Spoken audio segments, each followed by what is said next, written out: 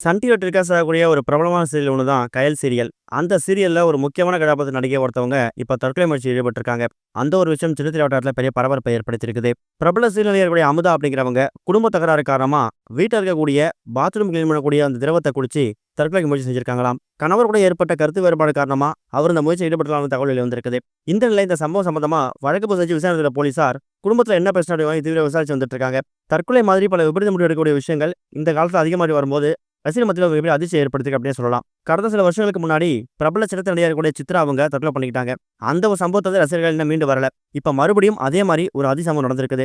Tamil serial நடிச்சிருக்கக்கூடிய நடிகை அமுதா அப்படிங்கிறவங்க இப்ப ரீசெண்டா வீட்ல தற்கொலை முயற்சி ஈடுபட்டிருக்காங்களாம். இவங்க கயல் சீரியல்ல ஒரு முக்கியமான கதாபாத்திரம் நடிச்சு வந்துட்டு இருக்காங்க. விருகம்பாக்கம் பகுதியில் இருக்கக்கூடிய அவங்க வீட்ல கணவரோட வசிச்சு வந்திருக்காங்க.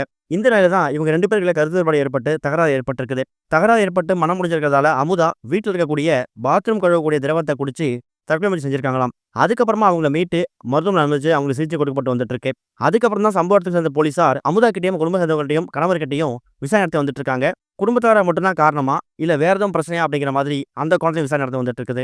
இந்த ஒரு விஷயம் இப்ப ஒட்டுமொத்த சின்னத்திரை ரசிகர் மத்தியிலும் சின்னத்திரை பிரபல மத்தியிலும் ஒரு மிகப்பெரிய அதிர்ச்சி ஏற்படுத்திருக்கு அப்படின்னு சொல்லலாம். இந்த நியூஸை கேள்விப்பட்டு கயல் சீரியல் நடிச்சக்கூடிய நிறைய பிரபலங்கள் இப்ப பர்சனலா அமுதா அவங்களுக்கு கால் பண்ணியும் நேர்ல போயிட்டும் நலம் விசாரிக்க ஆரம்பிச்சிருக்காங்க. எதுக்கு இந்த தப்பான முடிவு எடுக்கிறீங்க அப்படிங்கிற மாதிரியும், குறிப்பா இந்த சீரியல்ல ஒரு முக்கியமான கதாபாத்திரம் நடிக்கக்கூடிய சைத்யா ரெட்டி அமுதாவுக்கு ரொம்ப க்ளோஸ் ஃப்ரெண்டா இருப்பாங்களாம். ஷூட்டிங்ல பல விஷயங்களை ஷேர் பண்ணக்கூடிய அமுதா கிட்ட இந்த ஒரு விஷயத்தை மட்டும் ஏன் ஷேர் பண்ணாம விட்டங்கிற மாதிரி ரொம்பவே வருத்தப்பட்டிருக்காங்க. எதுவா இருந்தாலும் பேசி தீர்க்கலாம், தீர்க்க முடியாத பிரச்சனை எதுவும் இல்லைங்கிற மாதிரி இப்போ ஒட்டுமொத்த கயல் சீரியல் குழுவும் அமுதா அவங்களுக்கு ஆறுதல் தெரிவிக்க ஆரம்பிச்சிருக்காங்க. இது ஒரு பக்கம் இருக்க இயக்குனர் லோகேஷ் கனகராஜ் இப்ப ரீசெண்டா சோசியல் மீடியா விட்டு விலகிறத பத்தியும் நடிகர் ஸ்ரீயை பத்தியும் பல விஷயங்களை ஷேர் பண்ணிருக்காரு. ரீசெண்டா சூர்யா அவர்களோட அன்னதான நிகழ்ச்சியை தொடங்கி வைக்கிறதுக்காக லோகேஷ் கனகராஜ் போயிருந்தாரு. அந்த நிகழ்ச்சியை தொடங்கி வச்சதுக்கு அப்புறம் என்ன பேசியிருக்காருன்னா, நான் சோசியல் மீடியா வந்து பிரேக் எடுக்கிறதுக்கு காரணமே ஏதாவது ஒரு விஷயம் திரும்ப திரும்ப வந்துட்டே இருக்கு. அது என் வேலையை பாதிக்குது. இதுக்கிடையில ஸ்ரீயை பத்தி எல்லாம் செய்தி கேள்விப்பட்டிருப்பீங்க. அதெல்லாம் ரொம்ப பாதிச்சிருச்சு.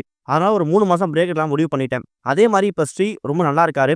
அவரை பத்தி நான் இன்னொரு பேட்டியில பல அப்டேட்டா சொல்றேங்கிற மாதிரியும் இயக்குனர் லோகேஷ் கனகராஜ் சொல்கிற விஷயம் ரசிகர் மத்தியில ஒரு மிகப்பெரிய பரபரப்பை ஏற்படுத்திருக்கு அப்படின்னு சொல்லலாம். பொதுவா எந்த ஒரு படத்தை டைரக்ட் பண்றதாலும் சரி, இல்ல அந்த படத்தை டைரக்ட் பண்ணிட்டு அந்த படத்துக்கான ரிலீஸ்க்காக வெயிட் பண்ற மாதிரி இருந்தாலும் சரி, லோகேஷ் கனகராஜ் சோசியல் மீடியா விட்டு பிரேக் எடுக்கிறது வழக்கமான ஒன்று தான்.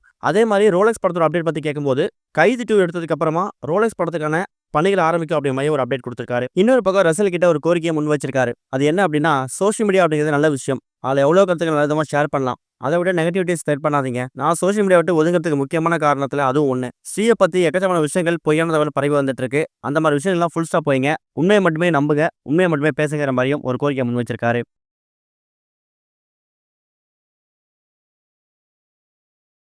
இதுவரைக்கும் கனெக்டிங் டிவிக்கு சப்ஸ்கிரைப் பண்ணனா மறக்காம சப்ஸ்கிரைப் பண்ணிக்கங்க. உடனடி அப்டேட்ஸ் பெறுவதற்கு நோட்டிஃபிகேஷன் பெல்லையும் கிளிக் பண்ணிக்கங்க.